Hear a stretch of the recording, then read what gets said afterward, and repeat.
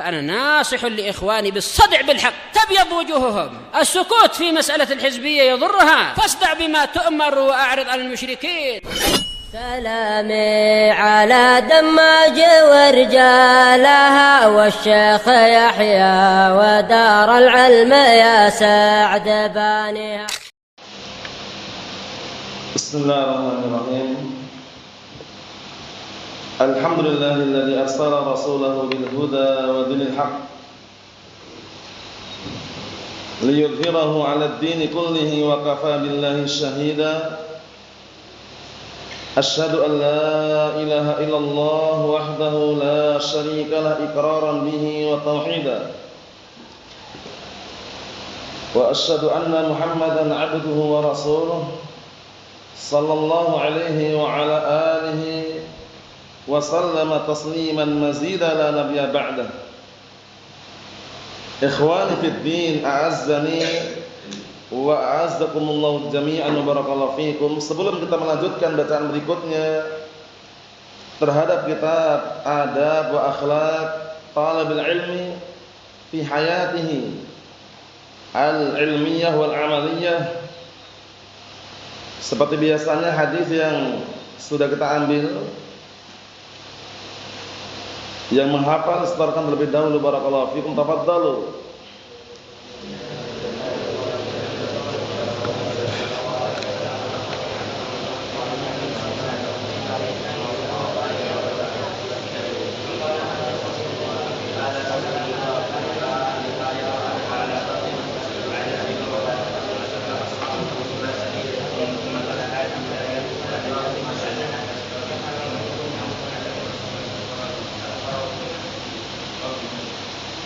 Naam, ahsantum barakallahu fiik, a'anakumullah. Kita lanjutkan berikutnya, disimak baik-baik. Halaman 11. Qala al-mu'allif asbahullah wa 'alaihi an yajtaniba al-jidala wal khisam. Termasuk adab seorang pencari ilmu terhadap dirinya yang ketujuh adalah hendaknya dia menjauhi perdebatan dan permusuhan. Karena biasanya kalau mencari ilmu sudah dikit-dikit debat, permusuhan, itu adalah alamat tidak baik. Seringnya membuat apa? Rasa dendam, kemudian tidak tenang. Makanya disebutkan dalam hadis bahwasanya sebab seseorang yang semula istiqamah kemudian menyimpang dari keistiqomahan tersebut adalah apa diantaranya? Perdebatan. Yaitu hadisnya Abi Umamah Sudai bin Ajlan al-Bahili radhiyallahu anhu, yang diriwayatkan oleh Imam At-Tirmidzi rahimahullah. Rasulullah sallallahu alaihi wasallam mengatakan, "Ma dhalla qaumun ba'da hudan kanu 'alaihi illa utul jadal." Ma dhalla qaumun ba'da hudan kanu 'alaihi illa utul jadal. Tsumma qala Allah azza wa jalla, "Ma darabuhu laka illa jadala bal hum qaumun khasimun." Artinya, kata Rasulullah SAW dalam hadis yang sahih tersebut, tidaklah suatu kaum mereka menjadi sesat yang semula berada di atas petunjuk, melainkan apa? Melainkan mereka didatangi pintu perdebatan. Didatangi perdebatan, dia debat. Akhirnya kalah, bingung, bimbang. Yang semula dia kokoh di atas al-haq, akhirnya dia meninggalkan al-haq. Sebabnya apa? Debat. Di perdebatan barakallahu fiik, jika tidak mengharuskan untuk debat dengan cara yang syar'i, tinggalkan. Karena biasanya mewariskan ad-daghain, dendam, dan yukassi al-qulub, membikin hati itu apa? Keras. Jangan sampai senang dijuluki dengan pandai debat. Wasifulan masya Allah. Kalau debat nggak usah nanya dah, pasti semuanya kalah. Bangga dia dengan julukan tersebut. Jangan. Justru itu adalah perkara yang buruk dan tidak baik. Apakah nggak boleh debat? Boleh, tapi dengan cara yang terbaik. Ya kan? Dengan cara yang terbaik. Sebagaimana perkataan Allah Subhanahu wa taala, dalam Al-Qur'an Karim mengenai apa? Tata cara dalam berdakwah. Yang pertama adalah ud'u ila sabili rabbika bil hikmah. Kemudian wal mau'izatil hasanah wajadilhum billati hiya ahsan. 3 cara ini. Berdakwahlah kalian kepada jalan Rabbmu dengan cara hikmah. Hikmah itu dengan cara bijaksana, meletakkan sesuatu pada tempatnya, melihat situasi, kondisi dan tempatnya. Melihat keadaan yang didakwahi, apa yang akan dia dakwahkan. Kemudian melihat keadaan orang-orang yang barakallahu fi sedang didakwahi. Itu semuanya barakallahu fi masuk dalam kategori al-hikmah. Wad'u syai' fi mawdi'ihi. Al-hikmah definisinya adalah apa? Wad'u syai' fi mawdi'ihi. Meletakkan sesuatu pada tempatnya. Kemudian kalau dengan cara hikmah kok tidak mempan, ada cara yang berikutnya. Wal mau'izatul hasanah. Wal mau'izah al-hasanah, dengan nasihat yang baik yang bagus. Ternyata dengan nasihat yang baik yang bagus tidak mempan. Yang ketiga apa? Wajadilhum billati hiya ahsan. Dan debatlah mereka dengan cara yang terbaik. Perdebatan dikatakan baik kalau para ulama telah menjelaskan kapan suatu perdebatan dikatakan baik, yaitu perdebatan yang apa? Fungsinya ada li'idharil haqqi wa ibtalil batil. Untuk menampakkan al-haq dan menghancurkan kebatilan, bukan untuk berbangga-bangga. Paham ya? Li'idhari al-haqqi wa ibtalil batil. Untuk menampakkan al-haq dan menghancurkan kebatilan. Itu perdebatan yang dikatakan baik. Adapun debat yang dikenal dengan debat kusir, tidak ada titik temunya, dikembalikan berdalil enggak mau. Didatangkan dalil hadapannya dilawan. Al-Qur'an dia campakkan, As-Sunnah dia tendang misalkan, Allahul musta'an. Yang seperti itu barakallahu fiik, cukup antum mengatakan assalamualaikum. Doakan semoga dia mendapatkan hidayah. Karena orang bodoh seperti itu. Sebagaimana perkataan Allah Subhanahu wa taala, "Wa idza khatabahumul jahilun qalu salama." Apabila orang-orang bodoh ngajak bicara, ucapkan kepada mereka salam, assalamualaikum, sudah. Karena orang-orang bodoh itu biasanya ketika diarahkan kepada jalan yang benar, dalil di hadapannya, hujjah argumen di hadapannya, dia campakkan. Dia lebih mengedepankan hawa nafsu atau logika dan akalnya. Wal'iyadzubillah. Seperti contohnya orang-orang awam secara globalnya yang jauh dari ilmu, itu biasanya kalau nasihati masalah rokok. Rokok itu haram, gini bahaya, bisa membunuh atau dikenal dengan musuh berdarah dingin atau musuh dalam selimut, ngayal mereka. Dengan logika dan akal mereka lontarkan semuanya. Dalil mereka campakkan. Sebutan dalilnya pada larangan bunuh diri, sebutkan dalilnya. Kemudian menjaga kehormatan dan juga menjaga kesehatan, disebutkan dalilnya, mereka enggak peduli sudah. Yang seperti itu jangan dilawan. Setelah dinasihatin, nolak, bantah, bangkang, ngayal, bandel, assalamualaikum. Doakan dapat hidayah. Semoga suatu ketika dia bisa mengenal hidayah. Karena nanti jaminannya surga. Orang yang meninggalkan debat, padahal dia benar loh, benar. Di atas al-haq, di atas hujjah, sengaja dia meninggalkan perdebatan karena apa? Untuk meredam suasana dan agar tidak memperkeruh suasana atau semisalnya. Nanti apa jaminannya? Surga. Dibangunkan rumah di surga, masya Allah. Nah, hadisnya akan kita baca nanti. Jadi meninggalkan perdebatan bukan karena kita kalah, bukan. Tapi apa kata para ulama? Salamatul qalbi muqaddamatun ala kulli syai'. Salamatul qalbi muqaddamatun ala kulli syai'. Apa artinya? Keselamatan hati lebih didahulukan daripada segala sesuatu. Daripada dia debat, kalah, bingung, stres, ya kan? Hatinya enggak selamat kan? Karena perdebatan itu barakallahu fiik. Itu biasanya kalau dia kalah, itu pasti akan membekas asarnya di dalam hatinya. Makanya al-Imam Abu Qilabah Abdullah bin Zaid al-Jarmi rahimahullah, ini sering anda nukilkan ya, beliau sangat-sangat menasihatkan. Beliau mengatakan, la tujalisu ahlal ahwa wa la tujadiluhum fa inni la amin an yughmisukum fi dhalalatihim aw yulabbisu alaikum ma kuntum ta'rifun. Lihat itu, nasihatnya sangat bagus sekali.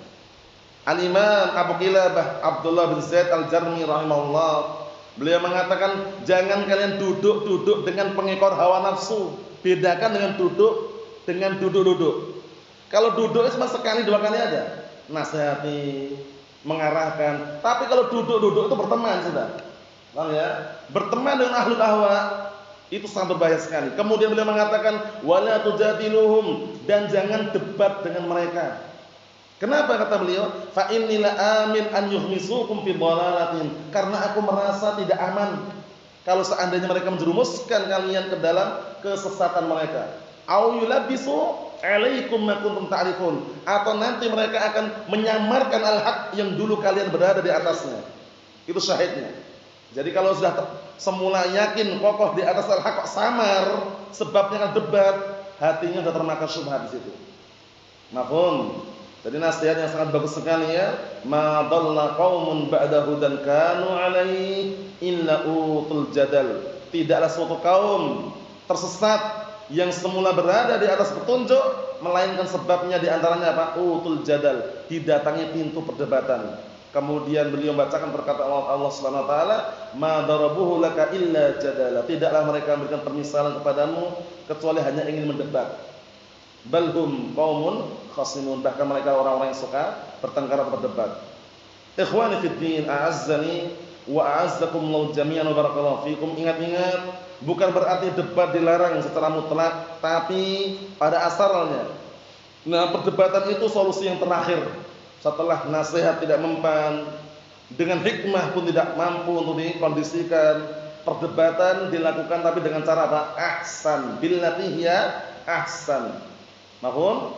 Wajadilhum billati hiya ahsan. Dan debatlah dia dengan cara yang terbaik. Perdebatan dikatakan baik manakala apa? Tidak menimbulkan permusuhan dan juga apa? Nah, pertikaian, tapi apa? Menimbulkan dua perkara. Perkara pertama apa tadi? Idharul haqqi, itu menampakkan al-haq, wa ibtalul batil, menghancurkan kebatilan. Karena biasanya kalau sudah sering debat itu, sebagian para ulama mengatakan al-mira yukassi al-qulub wa yurid al-dhaghain. Al-mira itu artinya perdebatan. Perdebatan itu bisa membuat hati itu keras. Paham ya? Kemudian bisa membuat apa? Orang itu setelah debat terlahirkan darinya apa? Dhaghain, yaitu dendam. Dendam, kemudian tidak senang, ribut, marah atau semisalnya. Kita lihat hadisnya biar tambah jelas. Qala al-mu'allif rahimahullah fil ilmi fi ma la fa'idata fihi. Maksudnya lanjutan daripada bab itu, perhatikan baik-baik itu. Wajib atas pencari ilmu an yajtaniba al-jidal wal khisam. Wajib atas pencari ilmu untuk menjauhkan diri dari perdebatan dan permusuhan fil ilm, dalam masalah ilmu. Kenapa kok dilarang dalam masalah ilmu? Karena ilmu sudah jelas sekali, hujjah dan nampak sekali. Taraktukum ala mislil bayda lailuha kanahariha la yazighu anha ba'di illa halik. Aku tinggalkan kalian agama Islam ini atau al-haq dalam kondisi apa? Putih terang benderang, malamnya bagaikan apa? Siangnya. Maka tidak ada orang yang melenceng, menyeleweng setelah aku meninggal nanti, melainkan akan binasa. Sehingga kalau masalah ilmu disampaikan hujahnya, argumennya, nona, bantah, bangkang, ngayal, bandel, sudah, assalamualaikum. Bukan berarti kita apa? Memutuskan persaudaraan ataukah barakallahu fiik, kemudian apa? Mengkafirkan pelakunya atau semisalnya, bukan. Jaga jarak dengan orang yang suka debat. Jaga jarak dengan orang-orang yang mengandalkan hawa nafsu atau logikanya, itu tidak ada salahnya. Ingat-ingat, salamatul qalbi muqaddamatun 'ala kulli syai'. Keselamatan hati itu lebih didahulukan daripada segala sesuatu. Karena jangan sampai hatinya terlukai dengan syubhat, akhirnya bingung, bimbang. Yang semula dia di atas al-haq, akhirnya merasa bingung, bimbang, tidak mengenal lagi kebenaran, dan tidak pernah lagi nampak untuk mengkaji dan juga mempelajari ilmu Al-Quran dan As-Sunnah wal iyadu billah. Kita lihat, kata beliau la fa'idata fi ma la fa'idata fi. Nah, menjauhkan perdebatan, permusuhan dalam masalah ilmu pada perkara yang tidak ada faedahnya di dalamnya. Karena para ulama telah menjelaskan, biasanya orang yang suka debat itu ahlu kalam, ahlu mantiq, ahlu filsafat. Itu mereka memperdebatkan perkara yang tidak ada faedahnya. Contohnya berkaitan masalah ruh, Roh itu kan perkara yang kita nggak tahu kan. Kita semuanya punya apa? Punya roh kita. Tapi tahu nggak bentuknya kayak apa? Nggak tahu kan? Nah, para ulama sampai silang pendapat itu. Silang pendapat lebih dari puluhan pendapat bahkan. Tapi semuanya kesimpulannya tidak ada yang tahu hakikat roh. Kenapa? Karena Allah Ta'ala mengatakan dalam Al-Quran Karim, wa yas'alunaka 'anir ruh qulir ruh min amri rabbi wa ma utitu minal ilmi illa qalila. Mereka bertanya kepadamu tentang roh. Katakanlah roh itu adalah termasuk urusan Rabbku. Perhatikan ya. Roh itu termasuk apa? Urusan Rabbku. Dan kalian tidaklah diberi ilmu kecuali sedikit. Itu ujung-ujungnya. Enggak ada roh kayak apa bentuknya, wallahu alam. Coba perdebatan yang bisa dikondisikan. Jangan dilanjutkan karena tidak ada faedahnya. Para ulama menyebut apa? Perdebatan yang seperti itu modelnya adalah apa? Tawilud dail qalilun nail. Tawilu ad-dail qalilu an-nail. Ekornya panjang, hasilnya sedikit. Apa hasilnya? Wallahu alam. Panjang debat sana kemari, panjang lebar, roh itu kayak gini, bentuknya kayak gini-gini, ujung-ujungnya wallahu alam, yang tahu hanya Allah. Itu tidak perlu dibahas perdebatan seperti itu. Mafhum? Contoh yang lain, jelas dalam Al-Qur'an bumi dibentangkan hamparan. Ada yang memproses lagi, kemudian ada yang bilang bulat kayak bola. Kalau kayak bola nanti orang yang di atas di bawah guling-guling ke bawah. Kemudian nanti kalau seandainya buminya bulat, nanti Ka'bahnya bagaimana letaknya. Kalau hamparan jelas dan semisalnya, kita mengambil dalil yang secara zahir itu lebih selamat daripada memperdebatkan dalil. Paham ya? Nah, karena masalah bulat, kotak, hamparan itu sebenarnya khilaf yang tidak perlu dipanjang lebarkan. Kalau kami pribadi meyakini apa yang ada dalam dalil bentuknya hamparan sudah selesai. Paham ya? Perkara hamparannya sangat besarnya, bulatannya nampaknya hamparan, itu urusan lain lagi. Paham ya? Kalau dalam Al-Qur'an lihat semuanya, hampir semua dalil mengenai bumi itu hamparan terbentang. Paham ya? Nanti diproses lagi, hamparan terbentangnya maksudnya itu bulat karena begitu besarnya bulatan nampaknya hamparan. Itu lain lagi pembahasannya. Paham ya? Nah itu perdebatan yang dijauhi. Jangan terlalu panjang lebar debat masalah itu, akhirnya ribut, kemudian saling menghajar, tidak salah lagi. Allahul musta'an. Kita lihat lagi. Li hadits Abi Umamah Sudai bin Ajlan Al-Bahili. Dikondisikan ya, Abu Umamah sahabat yang mulia, Sudai bin Ajlan Al-Bahili. Sudai bin Ajlan Al-Bahili. Dikondisikan namanya Abu Umamah Sudai bin Ajlan Al-Bahili radhiyallahu. Qala Rasulullah sallallahu alaihi wasallam, ana za'imun bi baitin fi rabadil jannah liman tarakal miraa wa in kana muhiqqa. Masyaallah. Ini hadisnya aslinya panjang. Cuman dipotong oleh beliau di sini, enggak masalah. Ana sebutkan aslinya nanti, yang versi lengkapnya artikan dulu. Dari Abi Umamah Sudai bin Ajlan Al-Bahili radhiyallahu anhu, qala, beliau berkata, telah bersabda Rasulullah sallallahu alaihi wa ala alihi wasallam, beliau mengatakan, ana za'imun bi baitin fir rabadil jannah. Aku menjamin dengan rumah, ya rumah ya, dibangunan rumah, bayangkan itu. Menjamin dengan rumah di tepi surga bagi orang yang meninggalkan perdebatan walaupun dia muhiqqa, walaupun dia benar. Itu yang pertama. Sambungannya barakallahu fiik, wa bi baitin fi wastil jannah liman tarakal kadhib wa in kana masihan. Itu sambungannya. Wa bi baitin fi wastil jannah liman tarakal kadhib wa in kana masihan. Artinya apa? Dan aku menjamin, perhatikan ya, dengan rumah di tengah-tengah surga. Masya Allah. Bagi siapa? Bagi orang yang meninggalkan kedustaan walaupun canda. Canda, lihat ini. Canda, bohong, dusta, haram. Walaupun hanya menghibur anaknya, menghibur keluarganya, menghibur orang lain, jangan canda. Jangan berbohong dalam bercanda. Canda boleh, bohong haram. Karena Rasulullah SAW pernah suatu ketika canda, tapi candanya bukan bohong. Walaupun sampai membuat barakallahu fi yang diajak canda tersebut apa? Menangis, tapi beliau tidak bohong. Beliau mengatakan la yadkhulul jannatal ajuz. Tidak masuk surga perempuan tua. Akhirnya perempuan tua tadi menangis. Setelah menangis Rasulullah datang. 5, kenapa engkau menangis? Kemudian perempuan tadi mengatakan, ya Rasulullah, engkau mengatakan tidak masuk surga perempuan tua. Kata Rasulullah SAW, benar memang di surga nggak ada perempuan tua. Kemudian beliau membacakan perkataan Allah Subhanahu Wa Taala, wa ja'alnahunna abkara.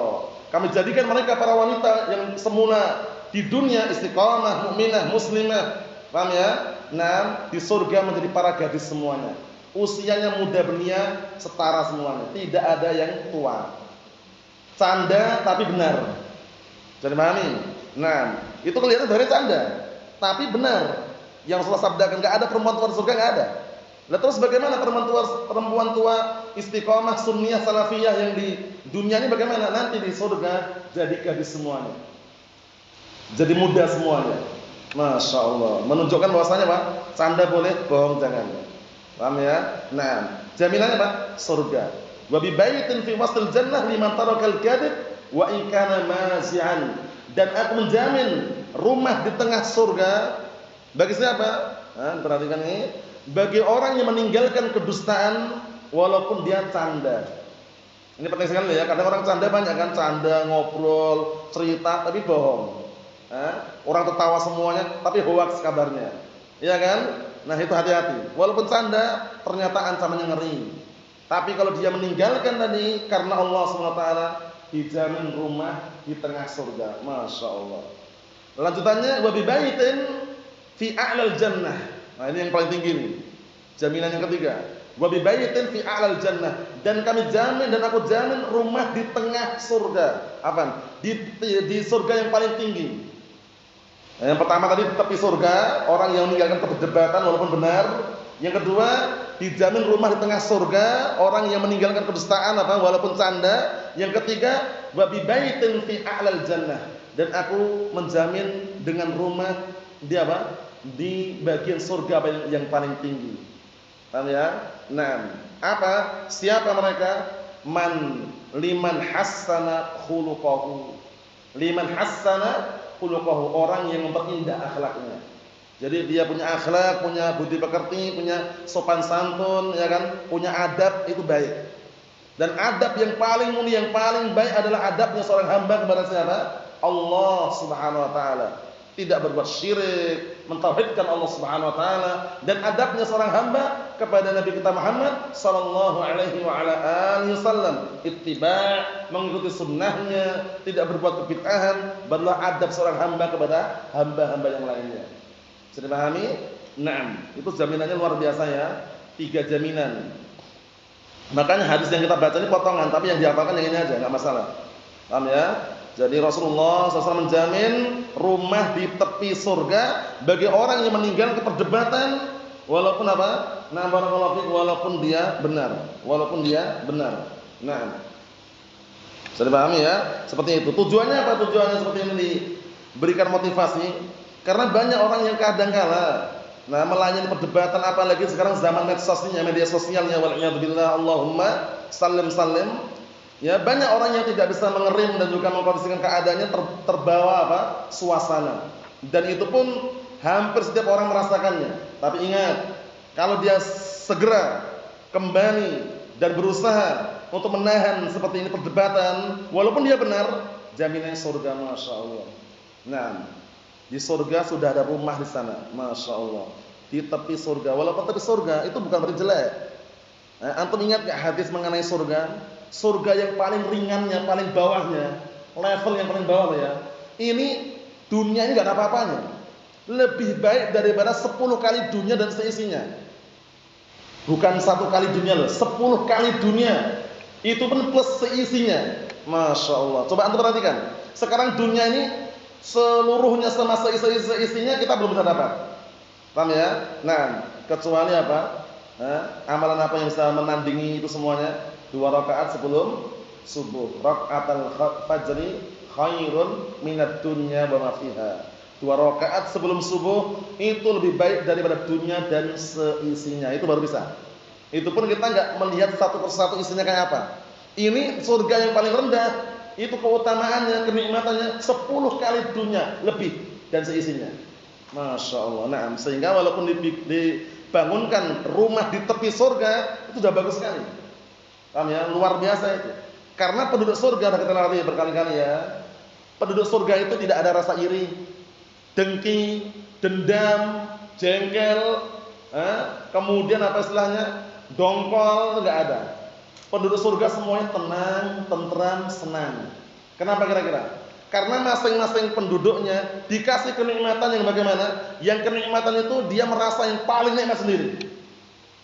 Padahal surga bertingkat-tingkat, ya enggak?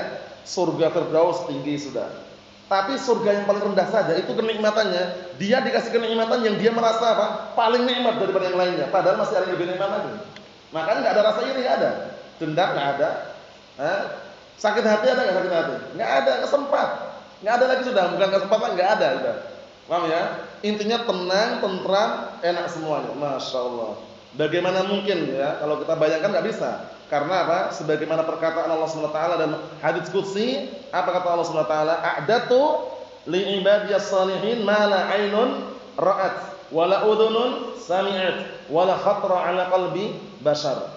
Aku persiapkan untuk hamba-hambaku yang saleh sesuatu yang belum pernah mata melihat, belum pernah telinga mendengar, belum pernah terpetik di benak manusia. Apa maksudnya? Surga. Lihat itu.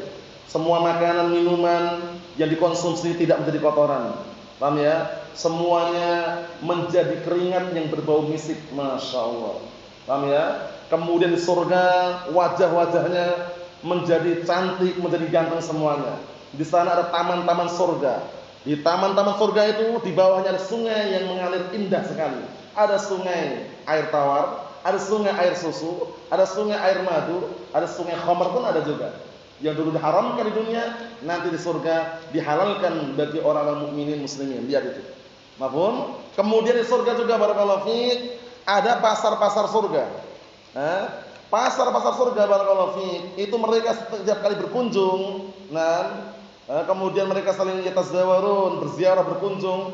Setiap kali penduduk surga melihat wajah Allah Subhanahu wa taala, yang laki-laki tambah ganteng. Masya Allah. Yang perempuan tambah cantik. Itu penduduk surga. Luar biasa ya. Kitab yang paling bagus untuk rujukan kalau antum penasaran dan ingin lihat-lihat lebih dekat, kitab siapa itu? Karya Al-Imam Ibnu Qayyim Al-Jauziyah rahimahullah, Hadil Arwah ila Biladil Afrah. Itu bagus sekali. Paham ya? Itu antum buka dari awal, ketika sudah masuk dalam kenikmatan surga itu Masya Allah, mulai dari penduduknya bagaimana, pelayannya bagaimana, mau makan pun dekat sendiri, mau makan buah, mau metik dekat sendiri. Semuanya ada, serba ada semuanya. Kemudian tidak ada yang tua, semuanya muda, sebaya, enggak ada janda, enggak ada, janda ada, gadis semuanya. Itu kalau lihat perempuan penduduk surga. Nasallahu azza wa jalla bimanihi wa karamihi an yaj'alana min ahlil jannah wa an yujannibana 'anil fitan ma dhahara minha wa ma batan walhamdulillahi rabbil alamin.